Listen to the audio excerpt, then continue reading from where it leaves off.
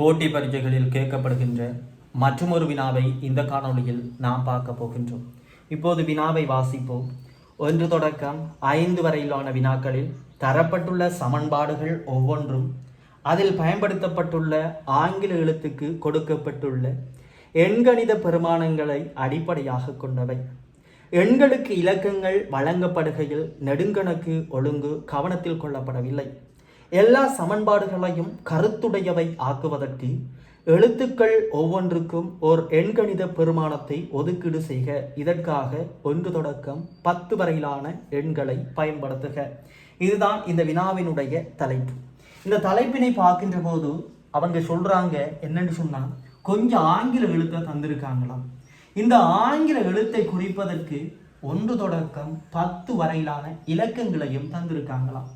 இந்த இலக்கங்கள் இந்த இலக்கங்களை குறிக்கின்ற போது இந்த ஆங்கில எழுத்துக்கு நெடுங்கணக்கு ஒழுங்குமுறையை கவனத்தில் கொள்ளப்படவில்லை. அது எப்படியும் அந்த ஆங்கில எழுத்துக்களை மாறிக்கொள்ளலாம் அந்த இலக்கங்கள். எனவே இங்க தந்திருக்கின்ற இந்த ஆங்கில எழுத்துக்களை பிரித்து பார்க்கின்ற போது அது A, B, C, D, E, F, G, H, I, J என்று சொல்லி 10 ஆங்கில எழுத்தை தந்திருக்காங்க. இந்த 10 ஆங்கில எழுத்துக்களையும் குறிப்பதற்கு 1 தொடக்கம் 10 வரையான இலக்கங்களை தான் பயன்படுத்த வேண்டும். இந்த இலக்கங்களை பயன்படுத்தி இந்த ஆங்கில எழுத்தை குறிக்கின்ற போது நெடுங்கணக்கு ஒழுங்குமுறை பயன்படுத்தவில்லை. அதாவது ஏக்கு 1, பிக்கு 2, சிக்கு 3, டிக்கு 4, ஈக்கு 5, எஃப்க்கு 6 சொல்லி அப்படி ஓர்டராக இந்த இலக்கங்களை பயன்படுத்த முடியாதாம். அது அவங்க கணக்கில் கொள்ளலையாம்.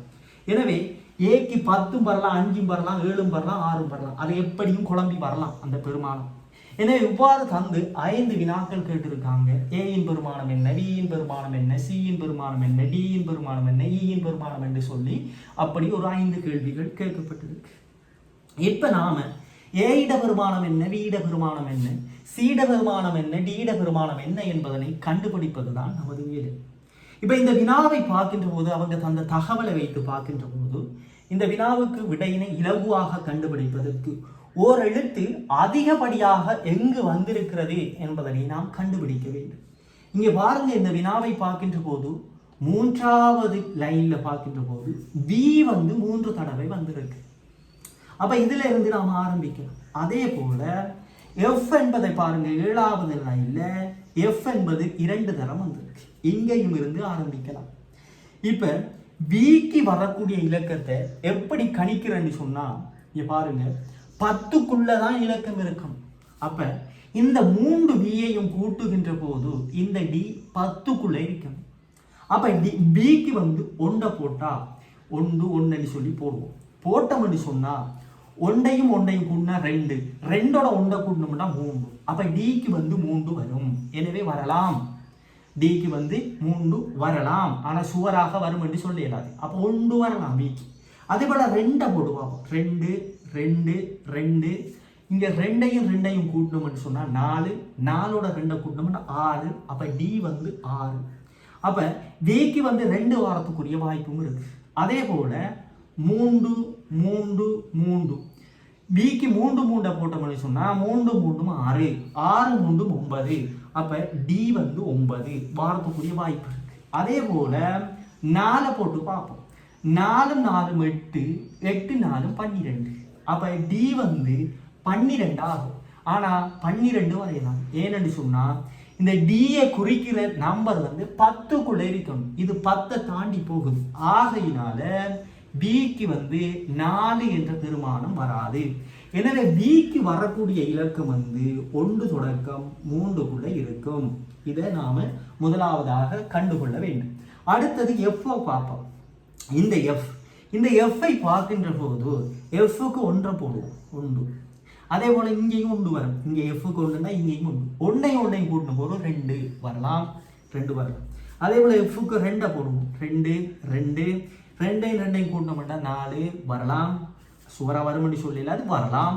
அதே போல 3 போட்டு பார்ப்போம். 3 3 3 3 6 வரலாம். அதே போல 4 4 4 8 வரலாம். அதே போல 5 5 10, 5 5 10 வரலாம். அதே போல் 6 6 போட்டோம்னு சொன்னால் 12 ஆகும். அங்கே 12 என்ற நம்பர் நமக்கு தரலை. எனவே 10க்குள்ளே இருக்கணும். 10க்குள்ளே இருக்கிறதால இந்த எஃப்க்கு வரக்கூடிய இலக்கம் வந்து 1 இருந்து 5க்குள்ளே இருக்கும். இதை நாம் கண்டுபிடிக்கிறோம். இப்போ கண்டுபிடிச்சோம்னு சொன்னால் இதில் இருந்து நாம் செய்கிறதுக்கு ஆரம்பிக்க வேண்டும். இப்போ பியை பிரதியிடுவோம். பியை பிரதியிடுவோம். 1 போடுவோம். முதலாவதாக பிக்கு 1 போட்டு பார்ப்போம். பிக்கு வந்து 1 போட்டோம்னு சொன்னால் 1 1 3 டி வந்து 3. டி வந்து 3ஆக இருக்கின்ற போது இங்கே ஒரு டி இருக்கு. இந்த டியும் 3ஆகத்தான் இருக்கணும். அப்போ டி 3ஆக இருக்கலி 1ஐயும் 2ஐயும் கூட்டுகின்ற போது தான் 3 வரும். அப்போ இங்கே எஃப் இருக்கு. எஃப்பும் ஏயையும் கூட்டுகின்ற போது 3 வரணும். இந்த எஃப்ஐயும் ஏயையும் கூட்டுனா 1 2ஆக இருக்கணும். எஃப் 1ஆக இருக்கலாம், 2ஆக இருக்கலாம். அதே போல் ஏ 1ஆக இருக்கலாம், 2ஆகவும் இருக்கலாம். கூட்டுகின்ற போது 3 வரணும். இங்கே விக்கு 1 ஏற்கனவே நாம வழங்கியாச்சு. அப்போ இங்கே எஃப்க்கோ ஏக்கோ 1 என்ற பெருமானத்தை வழங்க முடியாது. எனவே பிக்கு 1 என்பது பொருந்தாத ஒரு பெருமானமாக இருக்கு. அப்போ பிக்கு 1 என்பது பொருந்தாது. அப்போ 2 என்ற பெருமானத்தை போட்டு பார்ப்போம். 2 2 2 2 2 2ஐயும் 2ஐயும் கூட்டினா 4, 4ஓட 2 கூட்டினா 6. அப்போ டி வந்து 6. டி வந்து 6ஆக இருந்தால் இந்த டியும் 6ஆகத்தான் இருக்கு. இதுவும் 6ஆக இருக்கு. இது 6ஆக இருந்தால் எதை கூட்டினா 6 வரணும் என்பதை பார்ப்போம். 5ஐயும் 1ஐயும் கூட்டினா 6. அதே போல 4ஐயும் 2ஐயும் கூட்டினா 6 வரும். 3ஐயும் கூட்டினாலும் 6 வரும். ஆனால் இங்கே ஒரே ஆங்கில எழுத்து இல்லை, வேறு ஆங்கில எழுத்து இருக்கிறதால 3ஐயும் கூட்டி அது வந்து ஒரு லாஜிக் இல்லாமல் போகுது. அப்போ 4ஐயும் 2ஐயும் கூட்டினா 6 வரும். 5ஐயும் 1ஐயும் கூட்டினா 6 வரும். இங்கே எதை பயன்படுத்தணும்னு பார்த்தா பிக்கு வந்து ஏற்கனவே நாம 2 வழங்கிட்டோம். அப்போ இந்த லைனில் வி என்ற பெருமானம் இல்லை. ஆகையினால் இந்த 2 வாரது வராது. ஆட்டோமேட்டிக்காக நமக்கு தெரியுது 2 வாரது வராது. எனவே 5 1 வாரத்துக்குரிய வாய்ப்பு இருக்கு. 5 1 வாரத்துக்குரிய வாய்ப்பு இருக்கு. அதே போல இங்கே 1 வரலாம், இங்கேயும் 5 வரலாம். இப்போ ஏயா 1 இல்லை ஏயா 5 அல்லது எஃப்ஆ 1 எஃப்ஆ 5என்றது நமக்கு தெரியாது, எதென்று தெரியாது. அப்போ அதை கணிக்கிறதுக்கு வந்து இங்கே இதை பிரதியிட்டு பார்க்க வேண்டியதுதான். இங்கே பிரதியிட்டு பார்த்தோம். இங்கே பிரதியிட்டு பார்த்தோம்னு சொன்னால் எஃப்ஐ வந்து 1ஆக எடுத்தோம்னு சொன்னால் சி வந்து 2ஆக வரும். எனவே எஃப்க்கு வந்து சி 2ஆக வந்தால் பிக்கு நாம 2 எடுத்துக்கிறது பிழைக்கும். எனவே எஃப்க்கு வந்து 1 வராது. ஆகையினால எஃப்க்கு 5 போட்டு பார்ப்போம். எஃப் 5 5. இங்கே 5 5 போட்டோம்னு சொன்னால் இங்கே 5 5 போட்டோம்னு சொன்னால் சி வந்து 10. சி வந்து 10ஆக இருந்தால் இந்த சி இந்த இருக்கு. அப்போ இந்த சியும் 10ஆகத்தான் இருக்கு. அப்போ பிக்கு 2 எடுத்தோம்னு சொன்னால் இங்கே 2 இங்கேயும் 2 2ஐயும் கூட்டினா 4. 4ஓட 6 கூட்டினா தான் 10 வரும். அப்போ ஏக்கு வந்து 1 என இங்கே எடுத்திருக்கோம் நாம. அப்போ ஏக்கு 1என்றது பிழைக்கு. அப்போ பிக்கு 2 என்பது பிழைக்கும். பிக்கு அப்போ 2 என்ற பெருமானம் வராது. ஆட்டோமேட்டிக்காக இதில் இருந்து கண்டுகொள்ளணும். இது ஒரு சங்கிலி தொடர்மாய் தான் கண்டுபிடிக்கணும். பொருத்தி தான் கண்டுபிடிக்கணும். குழம்பையும் தேவையில்லை, ஈஸா இலகுவாக 2 3 தரம் செஞ்சு வாங்க பிரதியிட்டு போட்டு விடைய கண்டுபிடிக்கிறது இலகுவாக இருக்கு. எனவே இங்கே வந்து பிக்கு வந்து 2 என்பது பொருந்தாது. எனவே பிக்கு 3 போட்டு பார்ப்போம். 2 பொருந்தாதி 3 தான் பொருந்தும் என்பது சுவராக தெரியும். அப்போ 3 3 6. 6ஓட 3 கூட்டினா 9. அப்போ டி 9. டி 9ன்னா இந்த டியும் 9ஆகத்தான் இருக்கு. இந்த டி 9ஆக இருந்தால் 9 வரக்கூடிய சாத்தியக்கூறு எதை பார்க்கணும். 9 எதை கூட்டினா வரும் என்றதை பார்க்கணும். 5ஐயும் 4ஐயும் கூட்டினா 9 வரும். அதே போல 8ஐயும் 1ஐயும் கூட்டினாலும் 9 வரும். அதே போல 6ஐயும் 3ஐயும் கூட்டினாலும் 9 வரும். இந்த 3 இலக்கங்களை கூட்டுகின்ற போதுதான் 9 வாரத்துக்கான வாய்ப்புகள் இருக்குது. இப்போ 1ஆக பிரதிக்கிட்டு பார்ப்போம். 5 கொண்டு எஃப்க்கு போடும். 5 கொண்டு எஃப்க்கு போடும். 5 எஃப்க்கு போட்டோம்னா ஏக்கு 4 போட்டோம்னு சொன்னால் 5 4 9 பொருந்தது.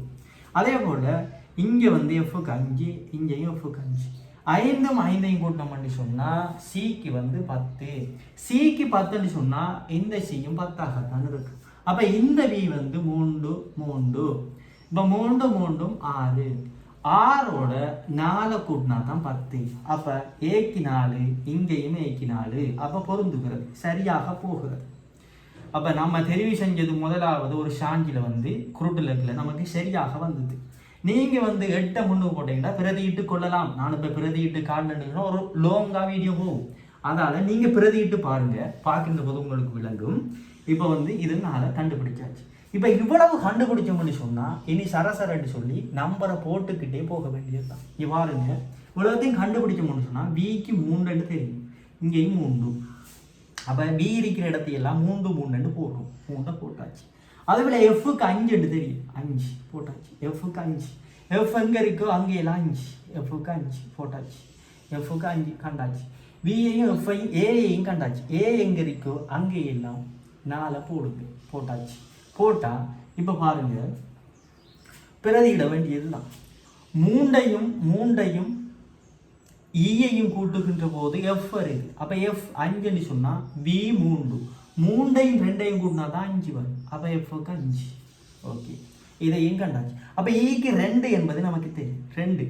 அப்ப 5ஓட எஃபோட ஈய கூட்டினா வந்து ஐ வருது. அப்ப 5ஓட 2 கூட்டினா ஐக்கு வந்து 7. அதுல ஏக்கு 4 தெரியும், ஈக்கு 2 தெரியும். 4ஐயும் 2ஐயும் கூட்டணும் மட்டும் சொன்னா 6. அப்ப ஹெச் வந்து 6, ஹெச் வந்து 6. கண்டாச்சு கண்டாச்சு கண்டாச்சு கண்டாச்சு. ஜியை காணும். 5ஐயும் 3ஐயும் கூட்டினா 8. அப்ப ஜிக்கு வந்து 8. இங்க 3ஐயும் 2ஐயும் கூட்டினா 5. கண்டாச்சு, இதையும் கண்டாச்சு, இதையும் கண்டாச்சு. இப்ப இதைத்தான் காணணும். 4 3 7, ஹெச்சுக்கு வந்து 6 கண்டிருக்கு. 7ல இருந்து 6 கழிச்சா 1 வருது. அப்ப இப்ப என்ன பெருமானம்ன்றதை கண்டுபிடிச்சாச்சு. ஏக்கு வந்து 4, ஏக்கு வந்து 4, பிக்கு வந்து 3, சிக்கு வந்து சி இருக்கா, ஓம் சிக்கு வந்து 10, டிக்கு வந்து 9, ஈக்கு வந்து இங்க இருக்கு, இங்க இருக்கு, இந்த ஈக்கு வந்து 2, எஃப்க்கு வந்து 5, ஜிக்கு வந்து 8, ஹெச்சுக்கு வந்து 6, ஐக்கு வந்து 7, ஐக்கு 7, ஜேக்கு வந்து 1. இப்ப கண்டாச்சு. இப்ப கேட்கப்பட்டிருக்கின்ற கேள்வியை பார்ப்போம். முதலாவது கேள்வி வந்து ஏயின் பெருமானம் என்ன? ஏர பெருமானம் 4 கண்டாச்சு. ஏர பெருமானம் 4. அப்ப முதலாவது வினாவுக்கான விட வந்து 4. பியின் பெருமானம் என்ன? வீர பெருமானம் 3 கண்டாச்சு. அப்ப இரண்டாவது வினாவுக்கு 3. ஈயின் பெருமானம் என்னன்னு கேட்டிருக்கு. ஈயின் பெருமானம் 2, மூன்றாவதுக்கு 2 விட. நாலாவது ஜியின் பெருமானம் என்ன? ஜியின் பெருமானம் 8 கண்டாச்சு. அடுத்து ஐந்தாவது எச்சின் பெருமானம் என்ன? எச்சின் பெருமானம் 6 கண்டாச்சு. இவ்வாறு பிரதியிட்டு இந்த வினாக்களை செய்கின்ற போது இலகுவாக வினாவுக்கான விடையினை நாம் அணுகக்கூடியதாக இருக்கு.